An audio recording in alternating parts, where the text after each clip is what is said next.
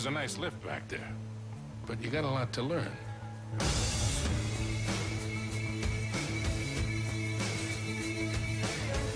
Rated T for Teen. PlayStation.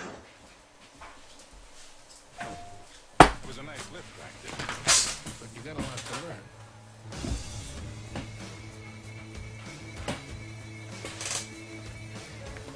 Rated T for Teen. PlayStation.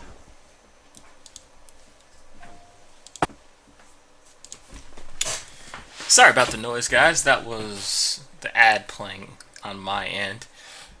What's up? This is the Fantasy Football Show with my name is Clayton, and this week, again, it's Tuesday, so we're doing the Waiver Wire edition of the show.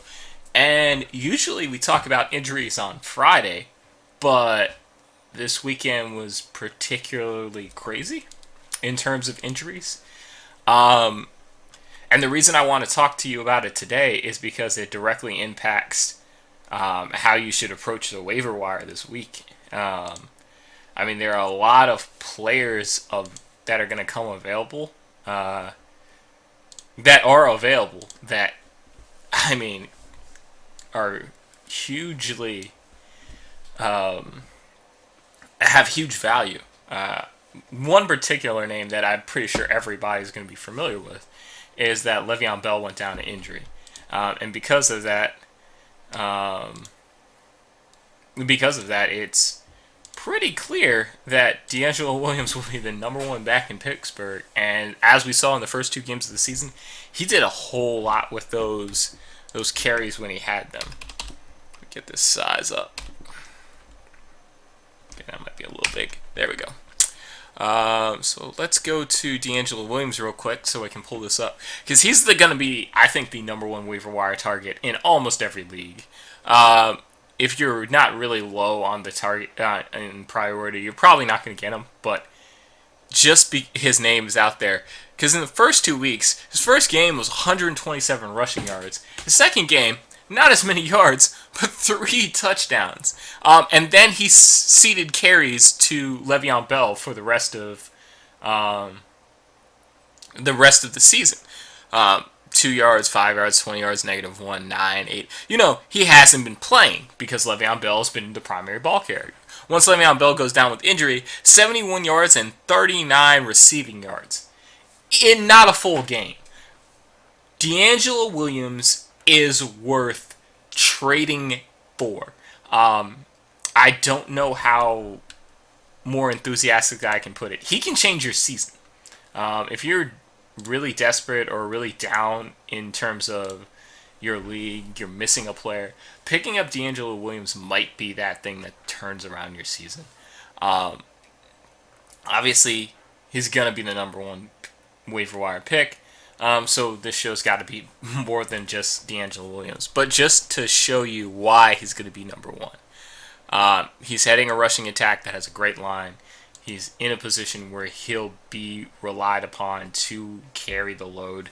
Add him. Just add him.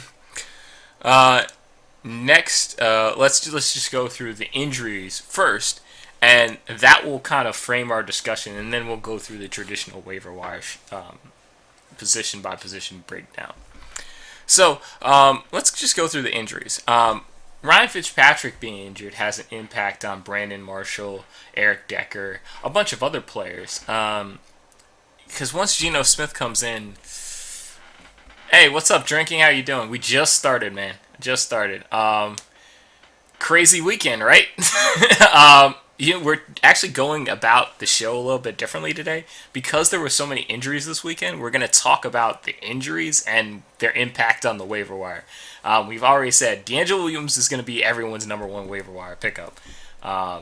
Because there's no reason he shouldn't be. He literally has the potential to change your season.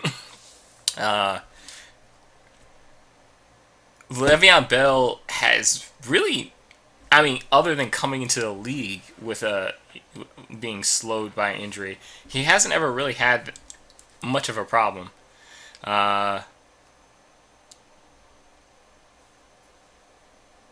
I'm looking at this chat thing. I'm talking in a group chat about a potential trade for something, and it's not a good trade. But yeah, so D'Angelo Williams being insane. We looked at his stats for the games where Le'Veon Bell hasn't been in the lineup. We're talking a 13-point game, a 27-point game, and an 11-point game where he barely missed any time.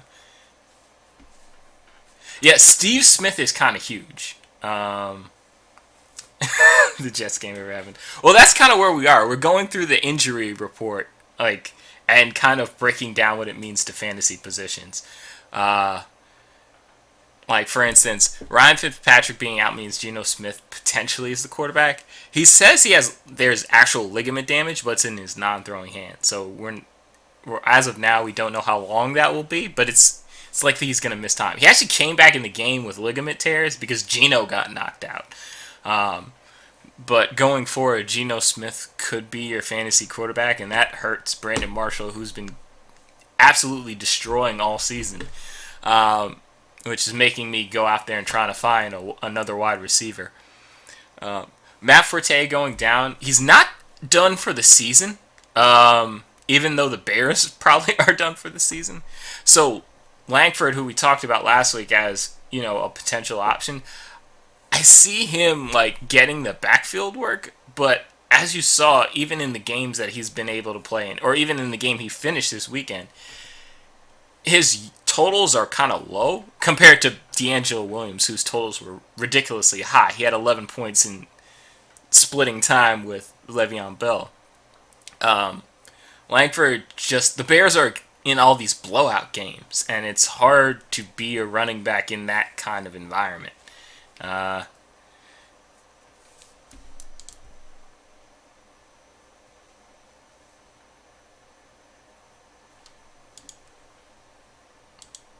So it's just kind of interesting in that respect.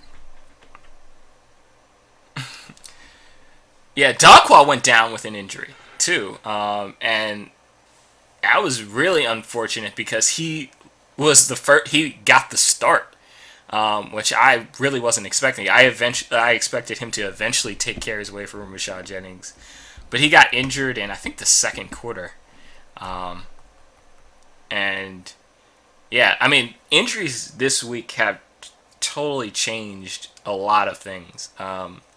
Darkwa, if picking him up wasn't the wrong thing to do, he actually was on pace to be the lead back in New York. But him getting injured combined with Forte getting injured in the same week makes you regret it. But, I mean, you did the right play. It's just the circumstances didn't make sense. I would say drop him because Rashad Jennings... The thing is, the Giants have enough backs that they can replace him.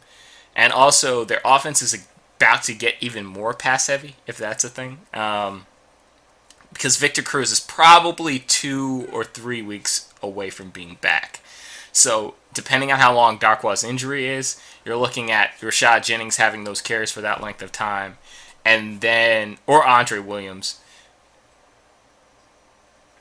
Yeah, and then having Andre Williams actually, if Rashad Jennings was to go down, being the next man up. Shane Vereen serves a unique role in that offense. He serves as the pass catcher. He's great if you're in a PPR league, but otherwise he's not really useful, in my opinion. I mean, some people... I mean, he's rosterable, but I don't think he's...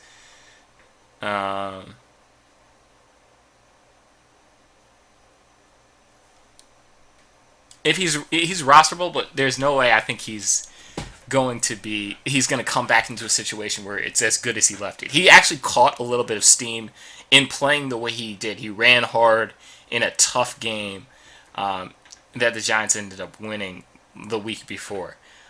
So it's kind of against the Cowboys. So it's kind of like he was riding that hot streak. And once he went down, Rashad Jennings actually had a decent night. I think he had 50 yards and 10 carries. He had 5 yards per tote carry and also caught some passes out of the backfield. that's kind of been overshadowed by the ridiculous numbers the quarterbacks put up. Um, but yeah.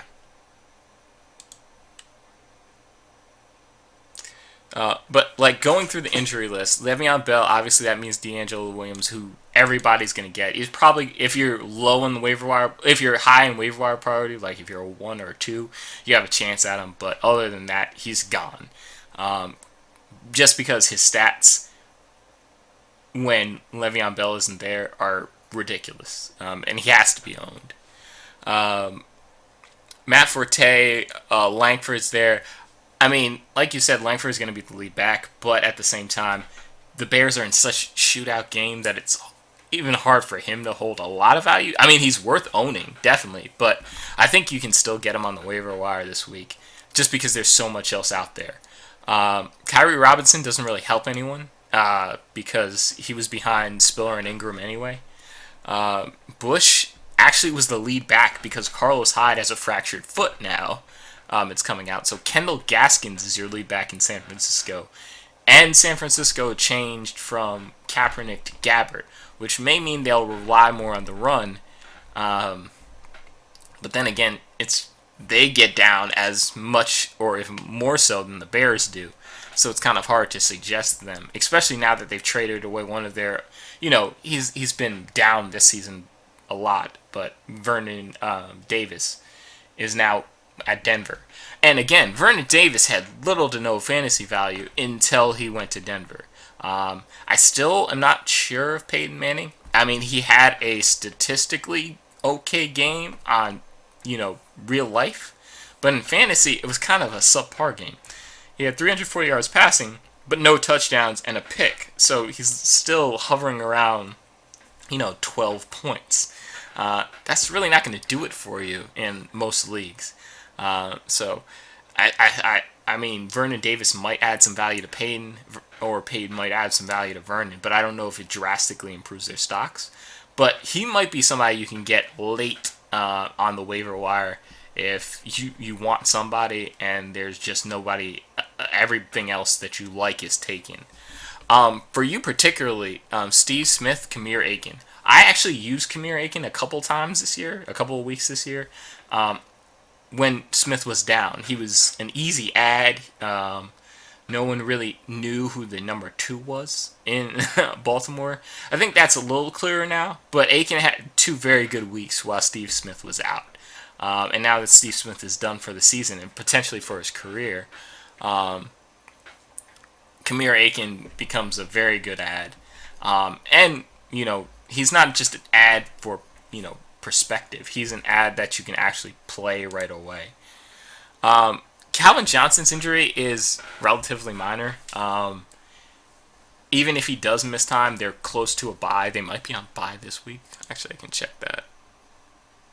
Detroit.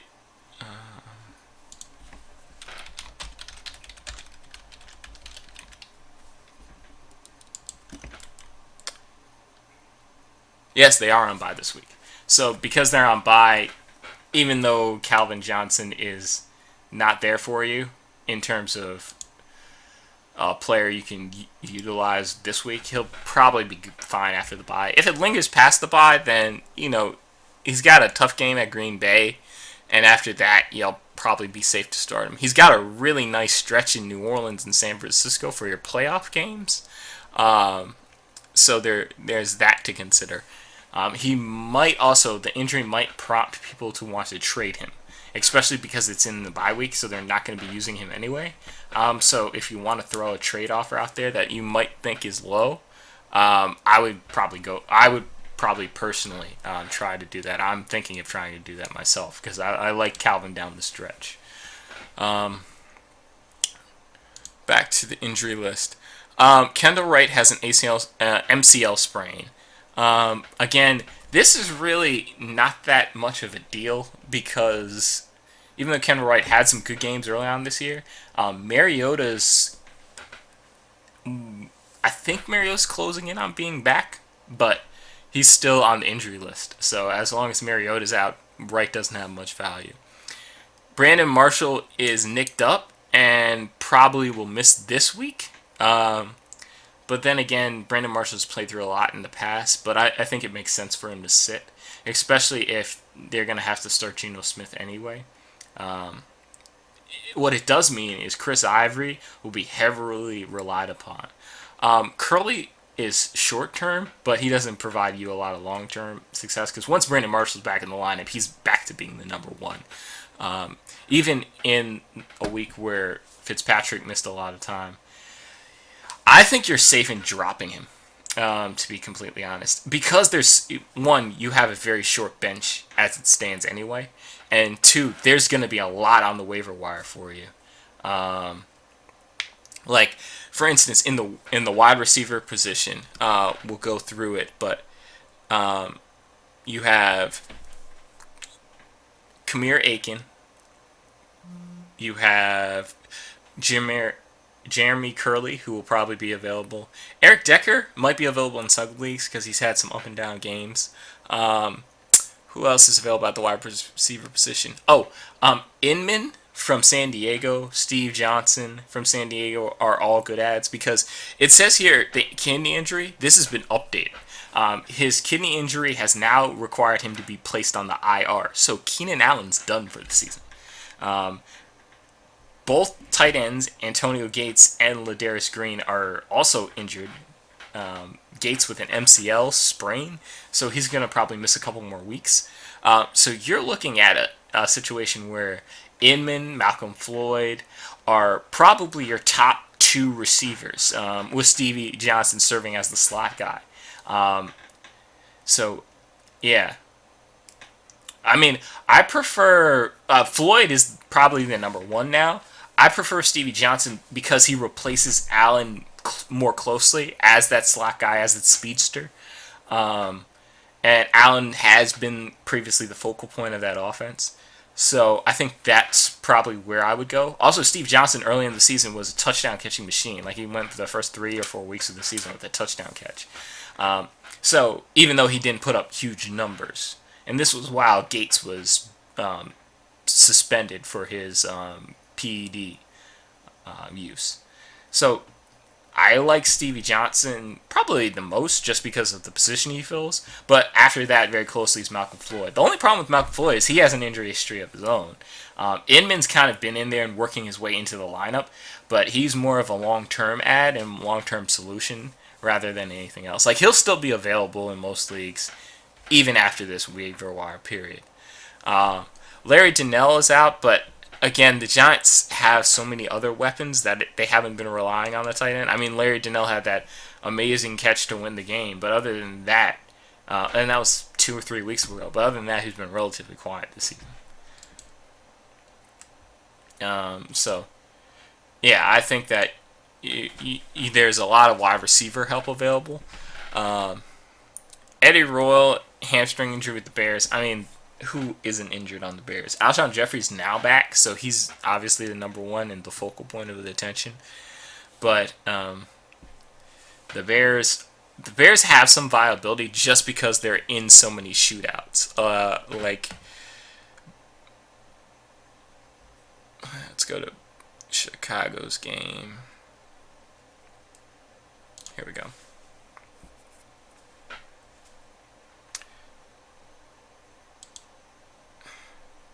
So, but as you see, Alshon Jeffrey, 10 receptions. Sterilized sites. Multiple foreign objects in the body. Sorry for the sound. If you're the guy from the operation game, you get operated on. It's what you do. If you want to save 15% really or more on car control insurance, that. you switch to Geico. It's My what fault. you do. But what I was saying was Alshon Jeffrey is tops in receptions with 10 last game. But after that, you see the breakdown. Running back position, tight end position, and then your wide receivers with 3 catches, 1 catch, 1 catch. And that's kind of how it's been this season. There isn't a lot there for you, even though Jay Cutler's airing it out. Like 33 pass attempts is, average to, getting high. He's thrown 40 times this season. So I think that there's some Marquise Wilson has some play if Eddie Royal is missing a lot of time, but it's not as to me, it's not as attractive as San Diego's situation. Some other interesting injuries news is Joseph Randle's been cut completely from the Cowboys. So where he lands is up to anyone's guess. But him being cut actually presents an interesting option. McFadden is now clearly the number one back in Dallas going forward. And that's probably for the rest of the season, or as long as McFadden can stay healthy. He's completely won the job from Michelle. And that just, gives him an extra viability that might not have been there. I ended up picking up McFadden, I think 2 weeks ago. Kind of really just because of Joseph Randle's injury and seeing if it was trade bait. But then he turned in, 2 really good performances against the Giants and then against the Seattle defense. And that kind of, just opened a lot of people's eyes to say, oh, McFadden's clearly the number one in Dallas, and Dallas's offensive line is still good. I mean, as bad as the offense has been, it's not the offensive line's fault. It's been quarterback play and the lack of really good receiving talent. But with Dez back, that should change. It didn't change week 1 because Sherman covered him across the field. So 2 catches, 14 yards is what Dez managed in his first week back. But he's not playing Richard Sherman every week. I mean, he's playing the NFC East where, really good cornerbacks are very few and far between. So, wouldn't be scared about Dez, but I think that just makes McFadden even more dangerous.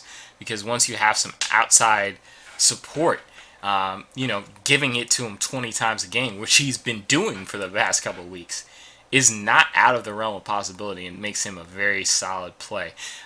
He's been dropped in some leagues previously to this. I think that last weekend he might have been picked up in a lot of leagues. But if he's still out there, he's also somebody that you're going to want to add. And somebody people might have forgot about because of all the injury craziness that's gone on.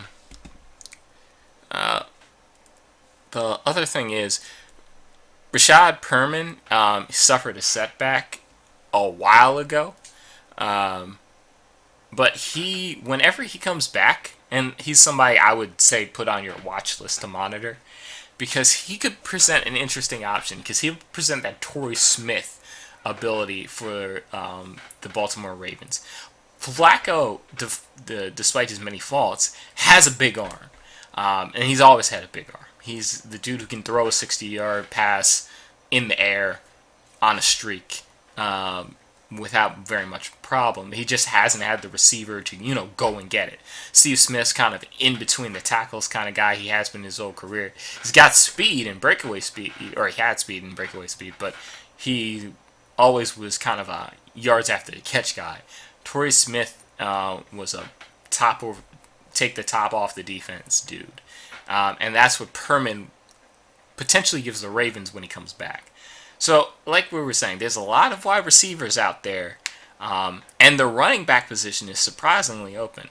Another player who, has kind of fallen under the radar, and who I really like now that Tyrod Taylor is going to be back this week, is Robert Woods.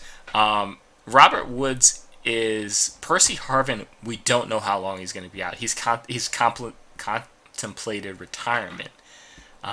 So, it can't be good. But because of that, I feel that Robert Woods is somebody to own. Because even when Sammy Watkins gets back, Robert Woods will still be the number 2 receiver.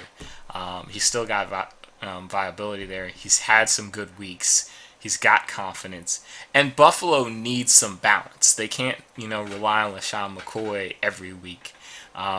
They can't rely on Tyler Taylor to do it with his legs every week. They need some kind of balance. And Taylor's a better decision maker in my mind than Manuel. And that, I think, leads to more completions and a better passing game.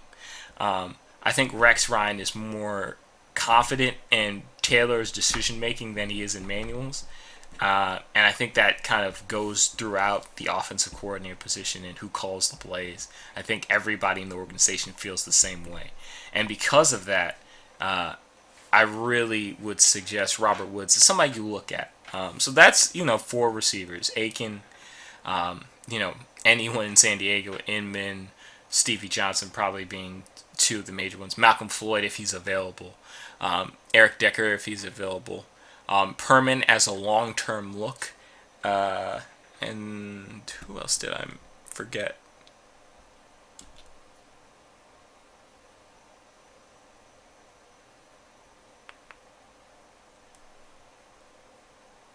No, I'm missing one.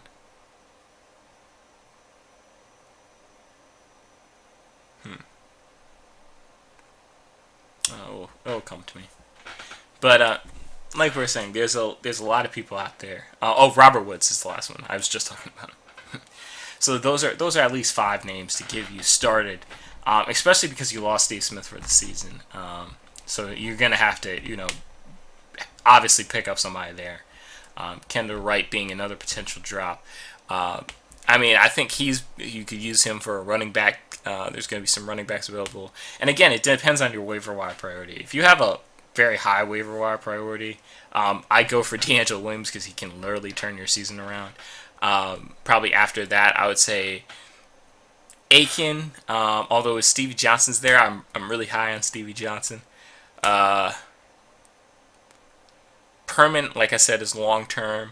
Robert Woods is sneaky, so I don't know if not everybody's going to see him. I think some people are starting to talk about him now, like on the fantasy football talk shows and podcasts, but I think that they might still see, Buffalo is not a really stable offense, but that's because Tyrod Taylor hasn't been there for 2 weeks. So now that 2 weeks and a bye. So now that Tyrod Taylor's back and healthy, it's a different Buffalo. Also, LaShawn McCoy's there to take some pressure off that passing game.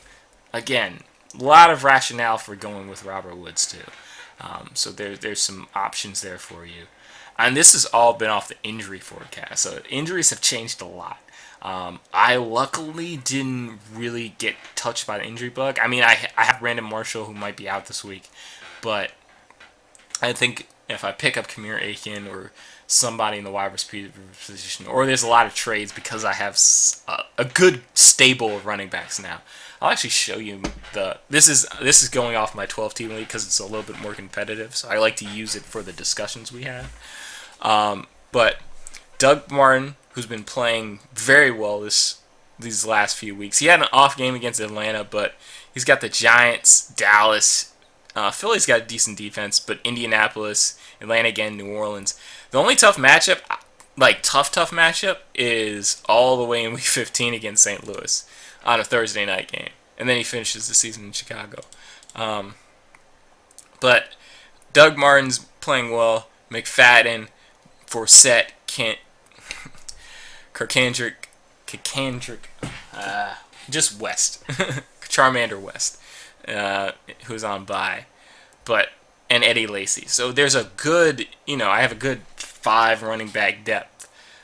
Victor Cruz, I don't know why I'm still holding on to him. I feel like he'll be back at some point, and I just want to see what he has at this point.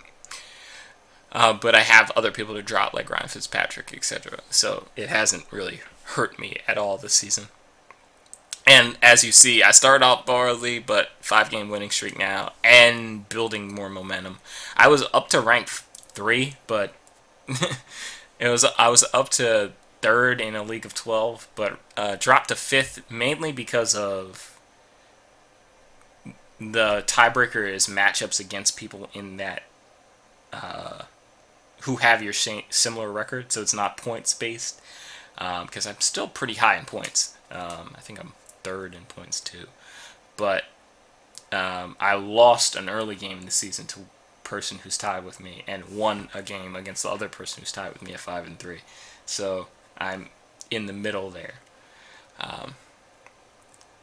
But I think that it's a good place, and I have a really good matchup this week in terms of who I'm going against. They're missing a lot of people. They do have Drew Brees, who I'm a little bit scared of after his ridiculously week. But there's some good options. I would be much more confident if Brandon Marshall was starting. I feel like Brandon Marshall and Ryan Fitzpatrick were healthy and good to go this week. I would have no worries because I feel like that's a 20-point game for Brandon Marshall against Jacksonville.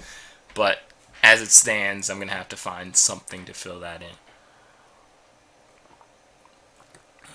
But we've talked a lot about kind of general ads, but Let's go position by position breakdown. Josh McCown is probably going to be out this week, according to what most people are saying, which means Johnny Football is back. So Johnny Manziel playing against Cincinnati.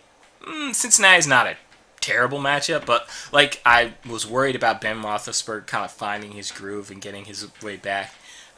Cincinnati's an attacking defense, and Ben Roethlisberger had an okay week, but I actually ended up doing just as poorly, like as if I had started him, because I started Ryan Fitzpatrick. I still won, but Ryan Fitzpatrick went out first quarter, and then came back in the fourth to get me some charity yards, I guess, to get me to 3 points at my quarterback position. But Ben Roethlisberger didn't do all that much better. I think he ended up maybe at 10 points total. Yeah, 3 interceptions. But Cincinnati is an attacking, tough defense to go against your first time out. Oakland, I feel like, will be much better for him. So I'm pretty confident in that start going forward. Ben Roethlisberger is going to be a big quarterback for the remainder of the fantasy season. And he also helps Antonio Brown. He helps D'Angelo Williams. He helps, not Marcus Whedon anymore. But even Hayward Bay.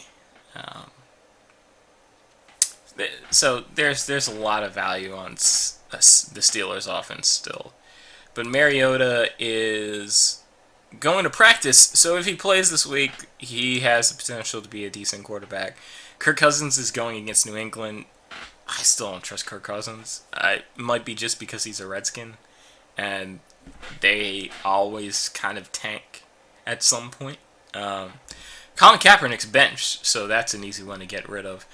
Brian Hoyer is on a bye. So, in terms of quarterbacks, it's rough. Tight ends to pick up this week.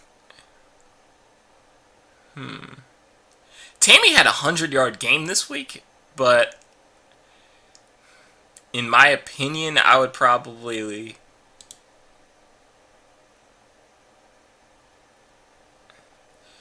look at Austin Seferian Jenkins. Heath Miller. If Heath Miller's available, go with Heath Miller. I was thinking of somebody. This is obviously the 12-team deep league, but he practiced this week. So if you're looking at somebody else, he practiced this week. He'll probably get the start next week against the Giants, and the Giants secondary has been, as you saw against the Saints, very porous. So obviously, I think they'll still rely on Dick Martin, but it just gives Jameis Winston another throwing option. So he potentially becomes, a sneaky play.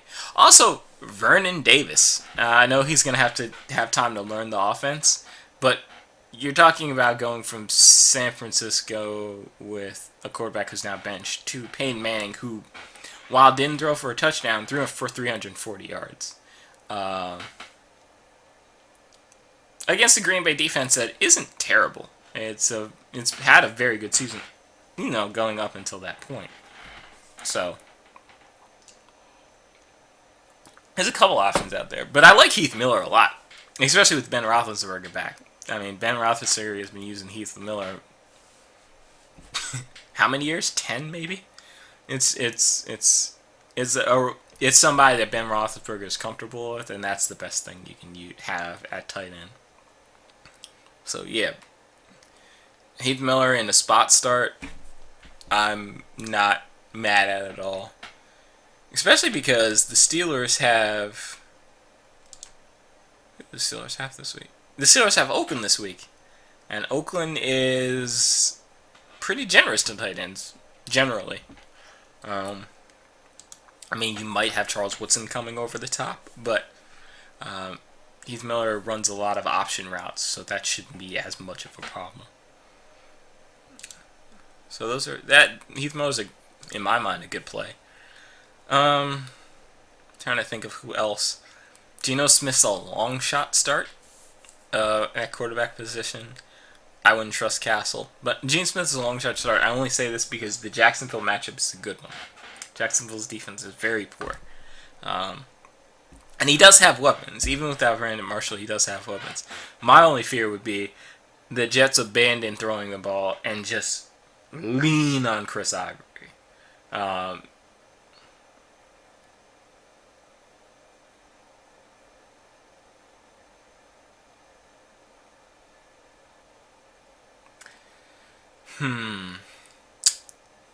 Auction style. The thing is, I think you'll be good with that amount just because, like, if you really want him, you'll be good with that amount just because I feel like there's a lot of people in your league are going to bid heavily on D'Angelo Williams. You might see a lot of money being thrown at D'Angelo Williams just because of what he provides. Some people might bid at him just because they know you need him, because you have Matt Forte. But at the same time, that's only a person who doesn't want D'Angelo Williams. And I feel like everybody's going to want D'Angelo Williams. Everybody who, is committed. Oh, he's been rostered since week 1, unfortunately. Interesting. Okay. Yeah, most leagues that I've seen him in, he's been dropped. What is he? Yeah. Well, 65% is higher than I thought it would be. But as you see, his stats, while Le'Veon Bell, he's been on somebody's bench all that time, which, makes sense. He might be that handcuff. He probably drafted Le'Veon Bell and then got Williams as well to, tide him over for the first 2 weeks. In that case, Langford might be the most expensive option. But then again, there's probably a couple of other players out there. At the quarterback position, who's available for you?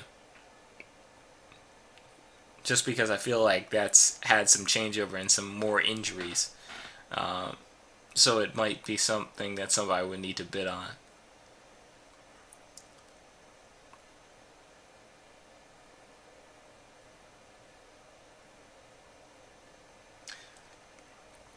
The other thing is if you spend the rest on it and you get him, that doesn't mean you...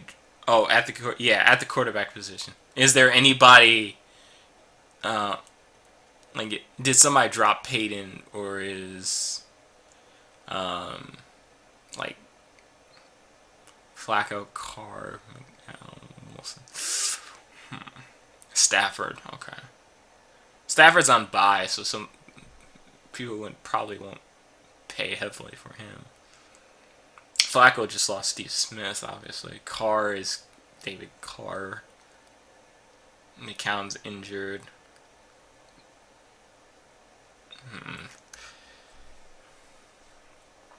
Anything at wide receiver that's, attractive?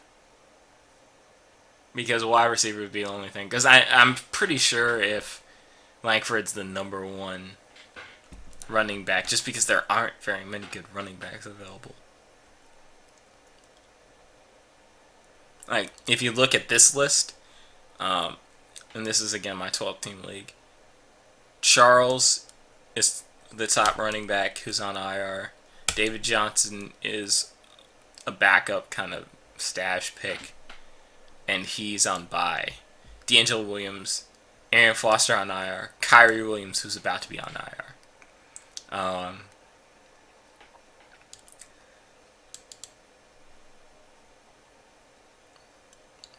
Jeremy Langford is, just outside of that, but obviously. Malcolm Floyd. Malcolm Floyd I could see people bidding on, especially if they had Keenan Allen. Bolden and Torrey Smith, not so much. Ginn is interesting, just as an ad, but he's not a great receiver. He had a huge drop in the end zone in the Monday night game. But yeah. In your league, though, it might be that... Yeah, Aiken, too. It might be that I would say your money should be spent on either replacing Aiken or replacing Forte. And Forte will be back. That's the one thing. We don't know how long he's going to be out, but Forte will be back at some point in the season. That's if they don't shut him down because Chicago's so far out of it, but I don't see that happening. I feel like Forte will want to, play for, performance bonuses and things like that, if he's able to. Like we saw MCL took Roethlisberger out about 6 weeks. And that was, accompanied with a bruising. It's probably more like a 4-week injury. And if you have McCoy and Ivory in the meantime, that's a pretty solid running back staple. So I would go after Aiken and not blow everything on Langford. But that's just me. I feel like if because obviously your drafting mindset was a good one. Load up on the running back position because that's where you're going to see some injuries. That's where you're going to see some vulnerability. Yeah. And I know if either of them fail, you don't have anything. But one thing that you can maybe look at is also this week going after Carlos Williams, who will be back from concussion, and therefore you can handcuff McCoy. And that way you won't be in the position of... so going for Aiken, Williams, and as a tight end replacement... Oh, I also need a replacement. Yeah, as in terms of tight ends, there's just not enough out there for somebody to spend anything on it. So wait for it to clear, and then when you see it clear, there's a couple options. Tammy had a really great game last week and plays San Francisco, who's terrible. So there's always that. Then you have Zach Ertz going against Dallas, Austin Seferian-Jenkins, Vernon Davis. You mentioned Heath Miller. So there's a lot of tight end options. So definitely wait on tight end. Don't spend any money on tight ends. But the backups for McCoy and Ivory, again, are probably going to be available after waivers clear, so you wouldn't need to spend anything on them. I would spend money, if I had to, on Aiken, and then maybe throw a couple of bucks on Langford, but don't, I wouldn't go all in there. If he comes to you, he comes to you. If not, let it go. Oh, picked up Carlos Williams last week.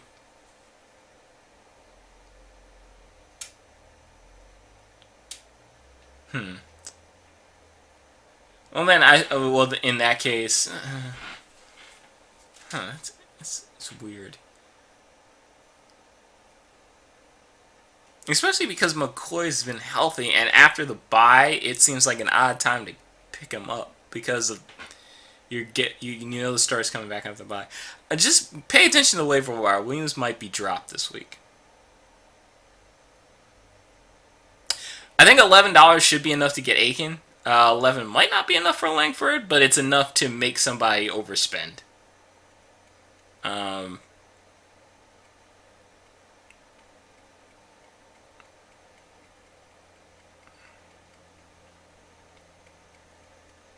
The only thing is then, is that 22 all you have for the rest of the season?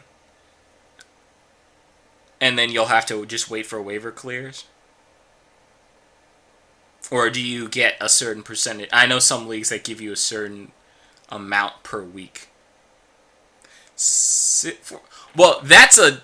Charmander is slightly a different story. Just because...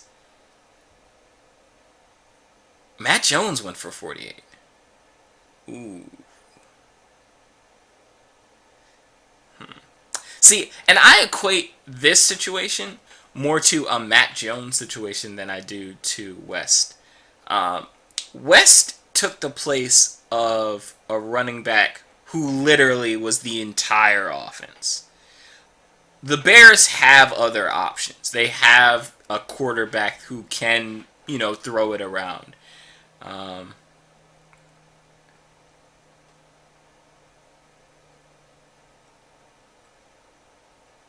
And Matt Jones had that one good weekend, then did nothing. Has done nothing for the rest of the season. He's still the starter, but so I guess what I would want to do is I would say put up money for Aiken. I don't know how much, but I would keep some money in reserve, at least $15 or so that you have. Although if prices are going like that, how much does everybody else have? Like, are there a lot of people who are tapped out at this point, or do you have a couple people who haven't been doing anything and have a large bankroll? Because if you're in a position where there are a number of people who are already utilized, and especially if they're people who don't really need it, but need waiver wire pickups. If you have people who have money but don't really need pickups, they're going to be, especially in a league with a smaller bench, they're going to be hesitant to pick up somebody unless they're top tier and then use all their money on them. Like, that's why you're going to see, like, if, heaven forbid, but if Adrian Peterson went down with an injury, we know Matt Asiata has had some success in his stead.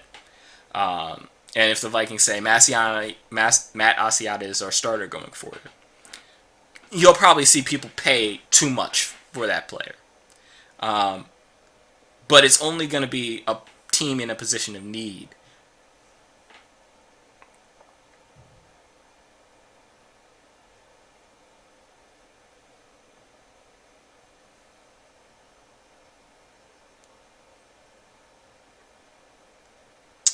And Forsett has been injured at times this season, but he's played through them. I like Bilal Powell when he gets healthy. And he might be owned. I think you might have mentioned that a couple weeks ago. There's like 4 or 5 teams that have $70+ that are just sitting on it. The rest are all below me, with a few other in the 20s. How big is your league? 10 teams, you said? Or 12?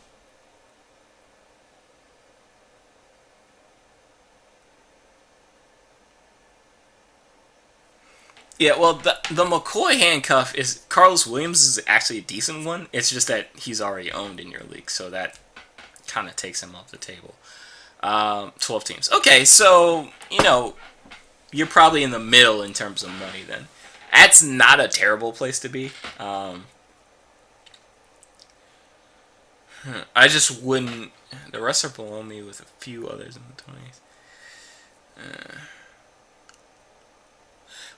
I like Bilal Powell when he's healthy, but he's not healthy. And I don't know if he's owned in your league.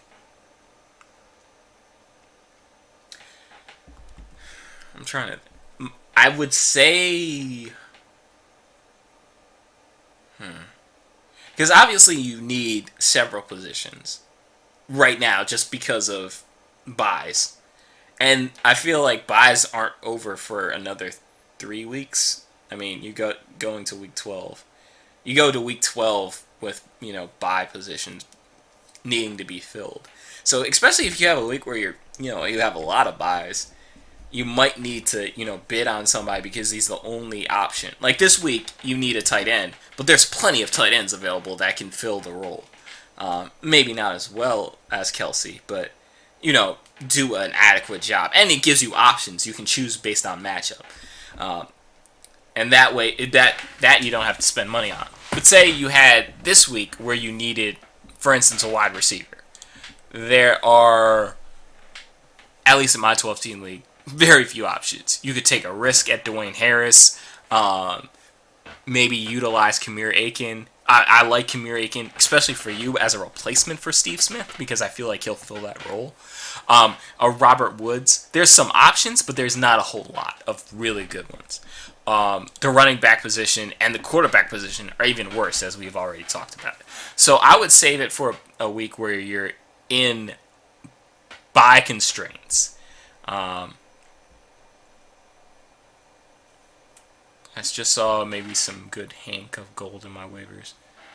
Tevin Coleman, what do you think?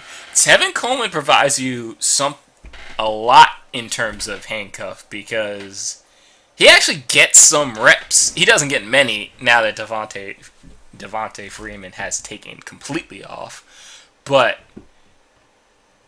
I mean, Freeman came into this season as the number 2 partly because of his injury history. Tevin Coleman is he the rookie or the second-year man?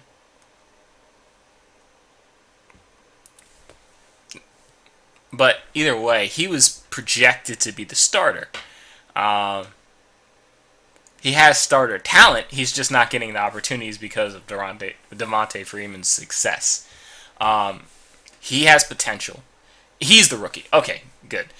He's the one they drafted for the position. He's the one who they thought would take over from Freeman. He's the one who they expected to be this first stringer, and he's the one who got hurt.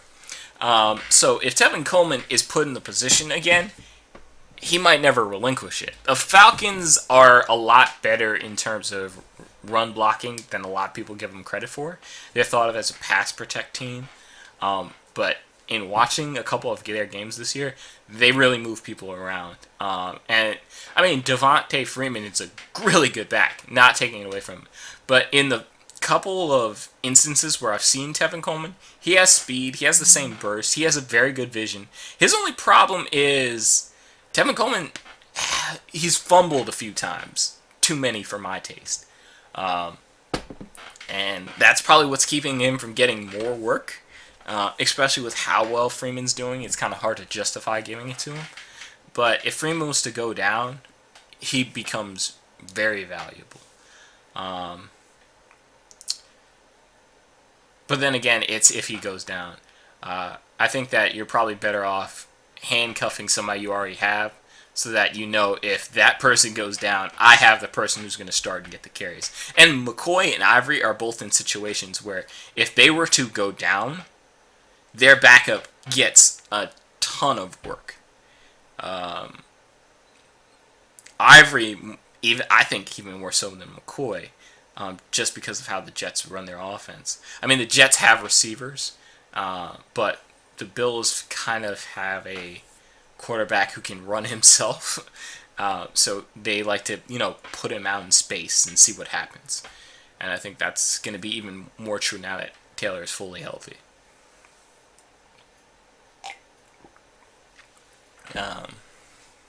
But I like Coleman. I like his skill set. I just don't know if he's going to get the opportunity with how well Freeman's playing. And if you're talking about handcuff, I think the best case scenario is 20 on Langford, 2 on Allen, and hope get again both Heath Miller and Coleman star on the waiver wire. Yeah, Heath Miller, you'll get most likely. If not, there's probably some other good options at tight end. If you don't get Langford with the 20, is your league you put in and you... Is it placing a waiver wire stake for 20? And if you don't get it, you lose your 20?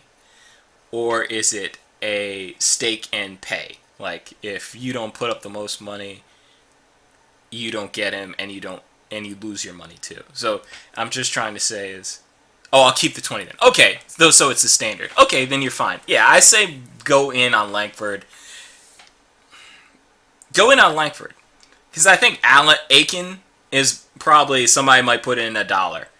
Like you said, $2 will get him for you, because people might, there's other names out there that they'll go for. But yeah, that's probably the best case scenario. And I would probably, the only thing I would change with that is I would go Powell over Coleman. But that's not based on anything other than, I think in the circumstance that it would be in, Coleman would be the better option. But if Powell, for instance, if Ivory goes down and Freeman doesn't go down, then you're in a position where you have only one viable option in McCoy. Whereas if you handcuff Powell and Ivory goes down, you have a backup. I guess you're in the same position as in if McCoy goes down and I have the backup for Ivory, I'm still kind of assed out. But would I rather Malcolm Floyd, Michael Floyd, or Kamir Aiken?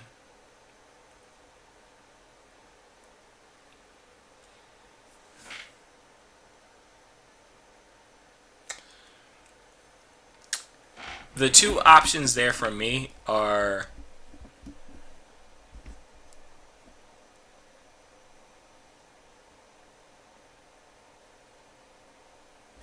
Steve Smith, obvious drop. Darkwa, obvious drop. Kendall Wright, hurt. And even still has been up and down. Is he available in my league? I think he's had good games.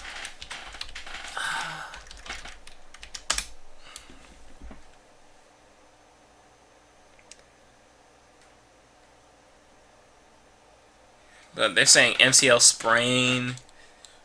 You're looking at 4 weeks. It's just hard to justify keeping him for that long.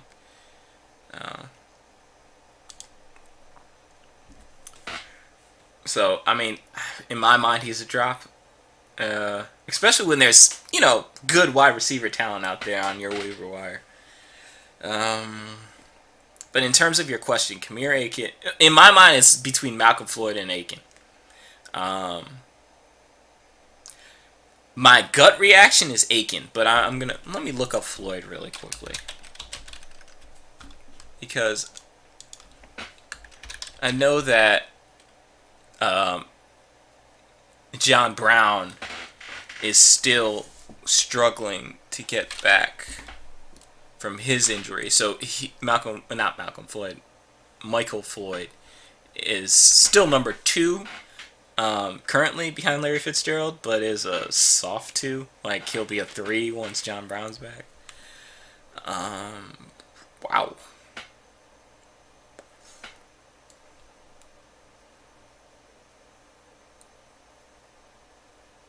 Floyd has some really good matchups down the stretch. He only has one problematic one at Denver, and he has a bye.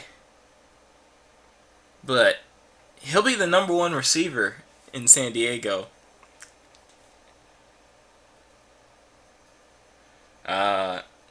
Floyd probably gets the nod over Aiken. In my mind, he does, just because of the amount San Diego has to pass the ball. Unlike Baltimore, who has a running game, who has Forsett,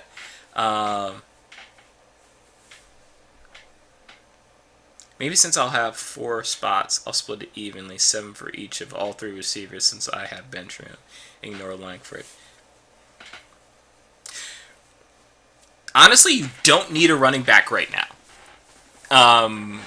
You do need one to replace what you lost, but you have 2 very good backs. And I think both backs are past their bye weeks, aren't they? I know Ivory is, for sure. And McCoy is too, because Bills are coming off their bye week now. So, as long as they're healthy, you're good at running back. The receivers, Floyd, I don't know if it's worth anything, just because he's number 3. Not Floyd, I'm sorry, Michael Floyd of the Cardinals, I don't know if it's working. Malcolm Floyd and Kamir Aiken are both number 1 wide receivers on their respective teams, and need to be owned. I don't know if I wouldn't say give 7 each. I would go 11 and 11 Floyd, Kamir Aiken, if you want to go that route. If you want to, try to claim Floyd after the fact, that's fine. Michael Floyd, I'm sorry, I should be more specific. They're both M. Floyd, so I started to say that. But 11 for Malcolm Floyd, 11 for Kamir Aiken, or maybe a little bit more for Malcolm Floyd than Aiken. But somehow those would be the 2 targets. Just because I think that both of them provide you much more lasting help. both because they're both going to be number ones for the foreseeable future. Floyd probably for the rest of the season. Malcolm Floyd for probably the rest of the season.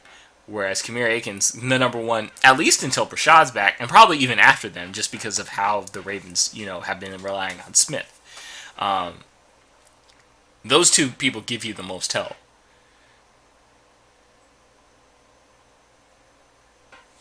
I'll look at his stats, but I know I know where he stands on the depth chart. I know he's had some good weeks. Yeah, my contention isn't about the stats against Cleveland, and I know the bye, but it's partly the division the Cardinals play in. He's got a game against St. Louis. He's got a game against Minnesota, which isn't a divisional game, but another tough matchup. He's got a late winter game in Green Bay.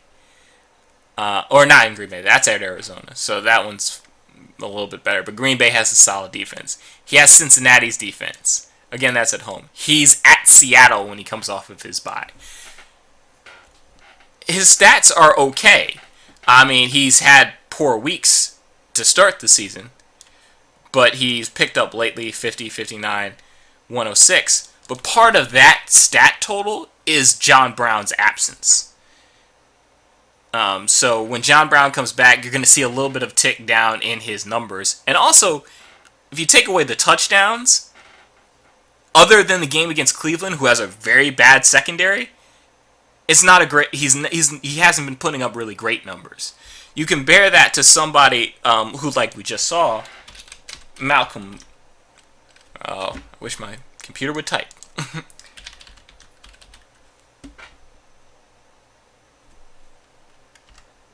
There we go.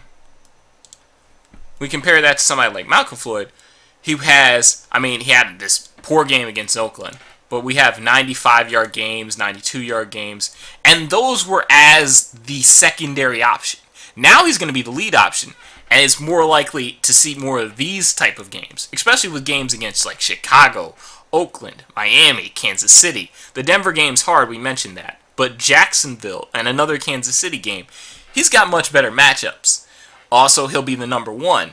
So, in my mind, he's the better play, and he's worth more money. Kamir Aiken is probably the most reliable person in terms of looking at stats, because we know what he can do when Steve Smith's out. With Steve Smith out, he had a 78-yard week, a 77-yard week, and he was out this week, but we have two games where he kind of took over the Steve Smith production. 70 yards, a touchdown. That's kind of his stat total. He's got 62 yards in a game where Steve Smith went out through in the middle of it. So that's kind of approaching a 70, 80-yard game.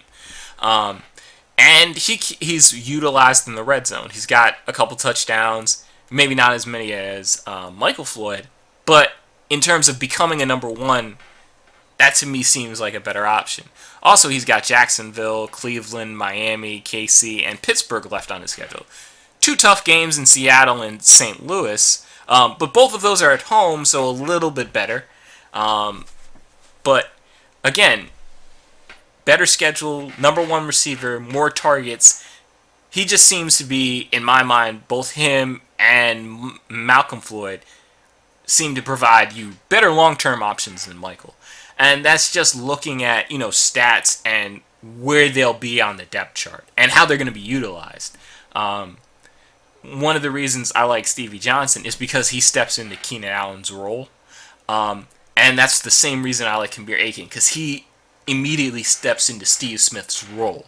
That slot receiver, that dude who gets in the middle of the defense, who Flacco is going to look at first. That's why I like Aiken a lot. Malcolm Floyd is a player who's got, a good amount of talent anyway. He's got value separate and apart from Keenan Allen. But now with Keenan Allen out for the rest of the season, he becomes the first look, along with probably Stevie Johnson, who fills Keenan Allen's role. But that's my take on it. And I think that, going with the two of those three are a good idea. That would be my suggestion. Split it evenly. That way you have. I think in that case you're guaranteed to get at least one, and both of them provide you a good option going down the line. And hey, you never know, because there are so many wide receivers out there on the board. Somebody might let Michael Floyd fall through the cracks. And then you would get him too. I just don't know. He might be valuable to you for a week or two. But I just see Aiken and Malcolm Floyd giving you a lot better long-term value. Let's see. Did we talk about everybody? Oh, I guess I'll talk about some streaming defenses this week. I don't know why Carolina's available. I guess they're playing Green Bay this week, and they've been on byes, and they've had some interesting matchups, but they are good. Yeah, I think that you would go with Aiken this week. Where is it? Yeah. Oh, no, he's on bye. Sorry. Aiken's on bye. Malcolm Floyd's on bye. So you'd be left with Malcolm Floyd. Because San Diego... Well, I can find that out easily. I know there's a running back from San Diego available. Oh, yeah, San Diego's playing Chicago. So if you get Malcolm Floyd, start him this week. And that would be... Yeah. Oh, no problem. No problem taking time. Yeah. He's playing Chicago. So, you might, if you want it, you could split it evenly, but you might want to shift some towards Malcolm if you need him this week, because Chicago. Home against Chicago. Home against Chicago. Let that sink in for a little bit. Without Keenan Allen to take any of his targets. Could be a big week. He had 2 touchdowns last week, so... he might be worth it. But yeah. I think we went through pretty much... I mean, in going through that, though, it kept the show kind of, I think, in my mind, a little bit more fresh. But we also went through a bunch of different positions. We went through quarterback. We went through running back. We went through wide receiver. We talked about flex options. We talked about... we started the show off talking about the injuries and how they impact your week. So... I mean, the only thing I'm going to mention is defenses, streaming defenses. The only one I would say that immediately pops off to me is San Diego. They're not a good defense, but against Chicago, realizing Langford's the starter, it might be worth it to chance. The other thing is, if Geno Smith is the starter, as bad as the Jaguars are, Geno Smith is that bad. And lastly, the Dolphins against Buffalo is okay. The Dolphins have played 2 really good games and then a really terrible game, but their terrible game was against New England, so can't really fault them too much for playing that badly. Although Cameron Wake's now out for the season. And that's a really big blow because how they were, turning around their season, and not season, but how they were turning around the past couple games that they've been on a win streak until New England, was getting to the quarterback. And that was really based on Sue providing a push up front and then the 2 defensive ends, one being Wake, really getting after the quarterback. I think Wake had 4 sacks in the past 2 weeks leading up to New England, and had none. Oh, I think he only had 1 tackle total coming into that game, those 2 games prior. So, I mean, it's unfortunate for him and for the Dolphins defense, but I think the Dolphins still might be a sneaky play. They're better than their record. Not much better than their record, but they're better than their record. But yeah, that's really all I have for this week. I think that I hope that was helpful. I mean, I know we talked about a lot of things, and I was going back and forth on things. But it's better to look at the stats sometimes than just to go off what I recollect. Because when you were saying Malcolm Floyd's stats, I was like, I know I've seen him play. I know I've seen some Cardinals games this season, but I can't say I've seen everyone. So it was better to just go back and look. But yeah, that's going to be the show for today. And we actually, had a, fairly decently length show again. So it's nice to, get back to at least hour-long shows so that we can really get down into some issues. But yeah, good luck this week, Drinking. And hopefully I'll talk to you on Friday and see how your waiver wire went. Because there seems to be a lot out there in terms of stuff you're gonna be going for. But I will catch you all on Friday for the Friday show. Hopefully at 7 o'clock. And have a great week, great waiver wire, and I will talk to you then. Peace.